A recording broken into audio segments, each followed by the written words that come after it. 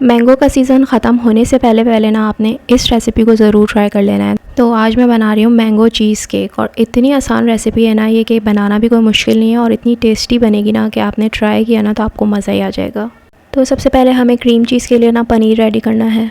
इसके लिए मैंने यहाँ पे 1 लीटर दूध लिया था और इसको अच्छे से बॉईल कर लिया। उसके बाद इसमें 2 चाय के चम्मच विनेगर शामिल करेंगे और इसे अच्छे से हम मिक्स कर लेंगे। तो थोड़ी देर में ना पनीर यहाँ पे सेपरेट हो जाएगा। तो बस आपने सिंपल इस पनीर को छान लेना है और इसे एक साइड में रख लें जब तक ये ठंडा हो जाए। अब यहाँ पे मैंने डाइजेस्टिव बिस्किट लिए हैं और इसके ना मैंने टिक्की पैक यूज़ किए थे और वो तकरीबन 10 पैकेट मैंने यूज़ किए थे। अब इन बिस्किट्स को हम बिल्कुल फ़ाइन क्रश कर लेंगे। अब जिस डिश में हमें सर्व करना है उसमें इसको शामिल कर लेंगे। इसके अलावा इसमें हाफ़ कप हम शामिल करेंगे मेल्टेड बटर। तो इसको अच्छे से हम मिक्स कर लेंगे। अब इसको अच्छी तरह से प्रेस करते हुए हम डिश के साथ सेट कर लेंगे और अब इसको हम फ्रिज में रख देंगे ताकि अच्छे से सेट हो जाए। अब यहाँ पे पनीर भी अच्छे से ठंडा हो गया है, तो इससे हम अब क्रीम चीज़ रेडी करेंगे। तो पनीर को मैं एक जार में शामिल कर रही हूँ। अब इसमें मैं शामिल कर रही हूँ चीनी हाफ़ कप पिसी हुई। इसके अलावा इसमें क्रीम शामिल करेंगे 2 खाने के चम्मच और इसमें मिल्क पाउडर शामिल करेंगे 1/4 कप।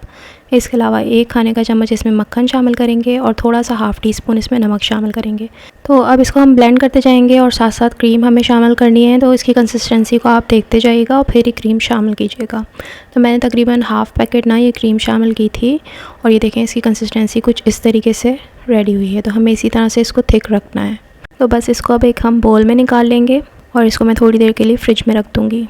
अब यहाँ पे मैं मैंगो ग्लेज़ रेडी कर रही हूँ। उसके लिए पैन में शामिल करेंगे हम 1 कप मैंगो और 2 से 3 खाने के चम्मच चीनी शामिल की है और थोड़ा सा पानी शामिल किया है।